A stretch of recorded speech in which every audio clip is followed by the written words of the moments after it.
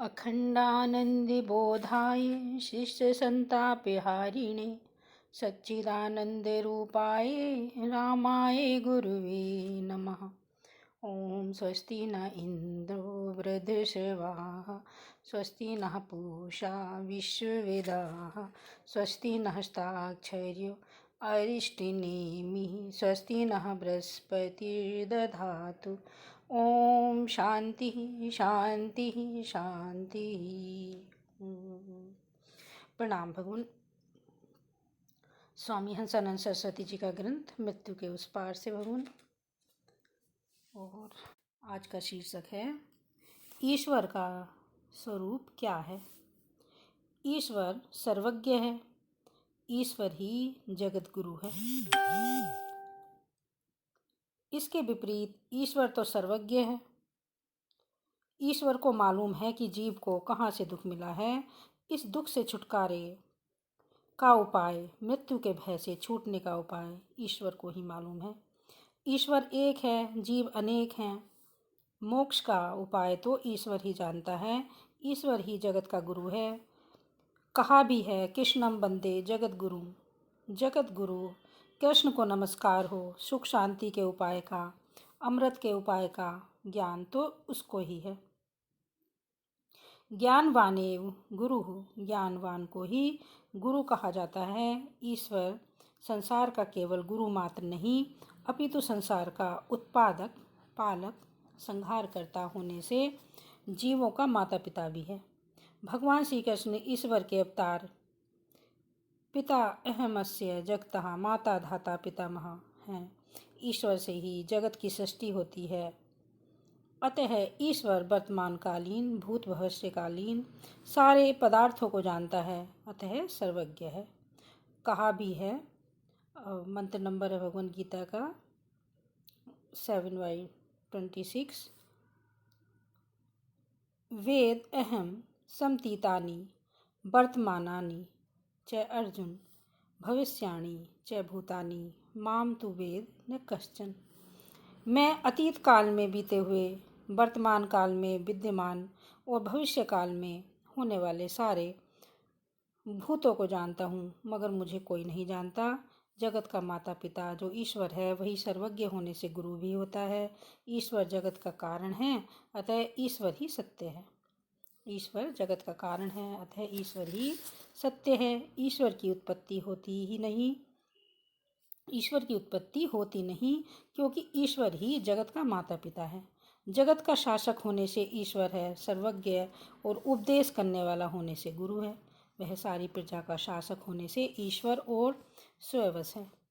परवश जीव स्ववश भगवंता, जीव अनेक एक श्रीकंता। ईश्वर दयालु हैं, ईश्वर सम है, ईश्वर जीवों की मुक्ति चाहता है। जीव अनेक हैं। परमात्मा का आभास रूप में जीव बुद्धि में प्रकट होता है। सभी के सभी प्रतिबिंब बिंब के ही वश में होते हैं। हम और आप एक कांच के मंदिर में खड़े हैं तो वहाँ लगे दर्पणों में हमारे अनेक प्रतिबिंब दिखाई देते हैं। वे सारे के सारे उपाधियों के भेद से, अर्थात वहाँ लगे दर्पणों के भेद से दिखाई पड़ते हैं। हम आप हाथ उठाएं तो सारे के सारे प्रतिबिंबों को हाथ उठाना ही पड़ता है, क्योंकि वे प्रतिबिंब बिंब के वश होते हैं। छाया पुरुष के परतंत्र होती है, परंतु बिना छाया रह नहीं सकती। परंतु पुरुष बिना छाया रह नहीं सकती। छाया पुरुष के परतंत्र होती है, पुरुष बिना छाया रह नहीं सकती। उसी तरह सारे प्रतिबिंब रूप जीव ईश्वर के बस हैं। राजा की जैसी सर्व प्रजा पर स्वाभाविक की प्रीति होती है, उसी तरह जीवों का शासक और माता पिता होने से जीव रूप प्रजा पर अपने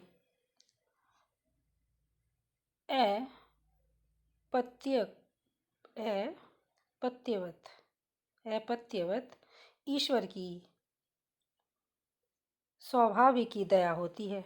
जब लौकिक माता पिताओं की दया होती है तो अलौकिक माता पिता की दया क्यों नहीं होगी। यही विध जीव चराचर जेते, तिर्जग देव नर असुर समेते। अखिल विश्व यह मम उपजाया, सब पर मोरी बराबर दाया। माता पिता की अपने पुत्रों पर, गुरु की अपने शिष्यों पर स्वाभाविक की कृपा होती है। गुरु मन से चाहता है कि शिष्य को ज्ञान हो जाए, शिष्य सुखी हो जाए, शिष्य को शांति मिले। उसी तरह जगत पिता, जगत गुरु ईश्वर भी चाहता है कि यह जीव मुक्त हो जाए, उसे सुख शांति मिले।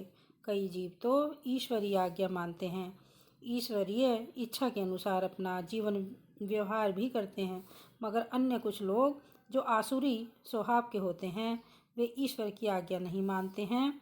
जो लोग ईश्वर की आज्ञा न मानकर अभिमान अहंकार करके दूसरों को दुखी देते हैं वे तो आसुरी स्वभाव वाले ही होते हैं। मगर भगवान के लिए तो दोनों ही समान हैं। कहा भी है, समो अहम सर्वभूतेषु न मे द्वेषो अस्ति न प्रिय। सारे भूत प्राणियों के प्रति मैं समान हूँ। सारे भूत प्राणियों के प्रति मैं समान हूँ। मुझे किसी के प्रति प्रेम नहीं, द्वेष भी नहीं। इस विचार का प्रयोजन क्या है? अल्प जीवों के लिए भी ईश्वर ही बता सकता है, क्योंकि जब जीवों के लिए ईश्वर सम ही है। जीवों को अपने माता पिता के वचन में विश्वास होना चाहिए, और होता भी है।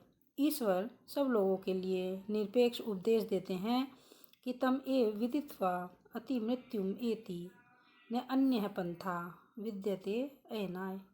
अर्थात उस परम तत्व को, अर्थात मेरे स्वरूप को जानकर ही मृत्यु के पार जा सकते हो, अन्य कोई रास्ता नहीं है।